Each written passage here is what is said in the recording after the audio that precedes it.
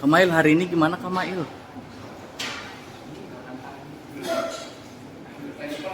Jadi titipin dah ini sama gua jadinya. Siapa?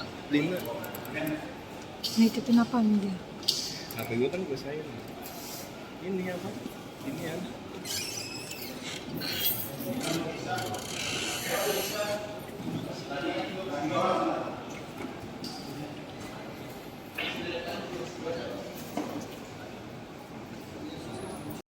Dari adanya laporan polisi nomor LP garis miring B dan seterusnya tanggal 3 Desember 2024 atas adanya dugaan tindak pidana pengancaman dan pemerasan melalui media elektronik dan atau pemerasan dan atau tindak pidana pencucian uang sebagaimana dimaksud dalam pasal 45 ayat 10 junto pasal 27B ayat 2 Undang-Undang Nomor 11 Tahun 2008 sebagaimana diubah terakhir dengan Undang-Undang Nomor 1 Tahun 2024 tentang perubahan kedua atas Undang-Undang Nomor 11 Tahun 2008 tentang informasi dan transaksi elektronik dan atau pasal 368 KUHP dan atau pasal 3, pasal 4 dan pasal 5 Undang-Undang Nomor 8 Tahun 2010 tentang pencegahan dan pemberantasan tindak pidana pencucian uang atas nama pelapor Reza Gladys Pratyani Sari, bahwa dalam proses hukum di Direktorat Reserse Siber Polda Metro Jaya, terdakwa Ismail Marzuki diperiksa berkaitan dengan dugaan tindak pidana melanggar pasal 368 KUHP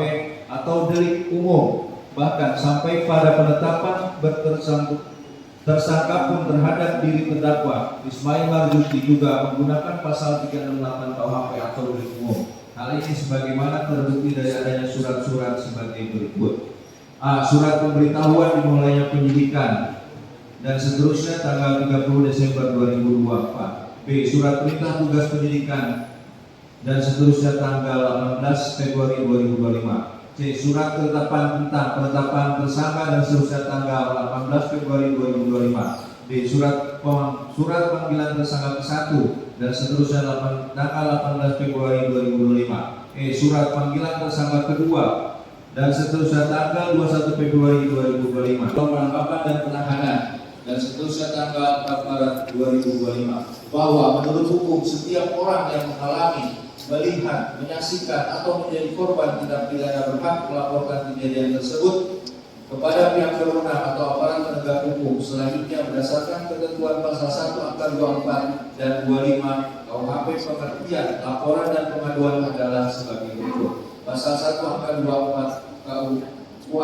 laporan adalah pemberitahuan yang disampaikan oleh seorang karena hak atau kewajiban berdasarkan undang-undang kepada pejabat yang berwenang tentang telah atau sedang atau diduga akan terjadinya peristiwa pidana. Pasal 1 angka 25 KUHP. Pengaduan adalah pemberitahuan disertai permintaan oleh pihak yang berkepentingan kepada pejabat yang berwenang untuk menindak menurut hukum seorang yang telah melakukan tindak pidana aduan yang menunjukkannya. Bahwa selanjutnya dalam surat dakwaan alternatif kedua, jaksa penuntut umum menyimpulkan terdakwa Ismail Marzuki telah melanggar ketentuan pasal 369 ayat 1 KUHP, yang mana mengenai ketentuan pasal 369 ayat 1 tersebut deliknya adalah delik aduan, sehingga harus memerlukan adanya pengaduan langsung dari orang yang terkena kejahatan tersebut. Hal ini sebagaimana diatur dalam ketentuan pasal 369 ayat 2 KUHP yang berbunyi, kejahatan ini tidak dituntut kecuali atas pengaduan orang yang terkena kejahatan. Bahwa jika mengikuti alur berpikir jasa penuntut umum yang ada dalam surat dakwaannya pada halaman 7 sampai 12, pada intinya menyimpulkan terdakwa Ismail Marzuki bersama saksi Nikita Wijaya sudah melakukan live pada akun TikTok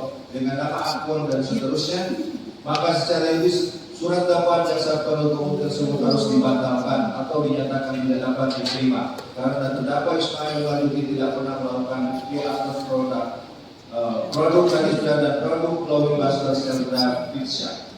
Bahwa selain itu, jaksa penuntut umum menyimpulkan terdakwa Ismail Marzuki bersama-sama dengan saksi Nikita Wijaya juga melakukan live pada akun TikTok dan seterusnya, maka secara di surat dakwaan jaksa penuntut umum tersebut harus dibatalkan atau dinyatakan tidak dapat diterima karena produk Glabisya dan produk Glowing Master Seltra yang menurut jaksa penuntut umum telah dijelek-jelekan oleh terdakwa Ismail adalah produk yang sah milik PT Glabisya LMA Group sebagaimana tercatat dalam profil perusahaan dengan nomor SK pemeriksaan Abu dan seterusnya tahun 2016 tanggal 18 Oktober 2016. Bahwa berdasarkan poin di atas, maka secara hukum dapat disimpulkan yang menjadi korban dalam perkara Abu adalah PT Glavitsia RMA Group sebagai pemilik yang sah atas produk Glavitsia, produk low cluster Glavitsia, akan tetapi PT Glavitsia RMA Group dalam perkara Abu sama sekali tidak pernah membuat pengaduan terhadap terdakwa Ismail Marzuki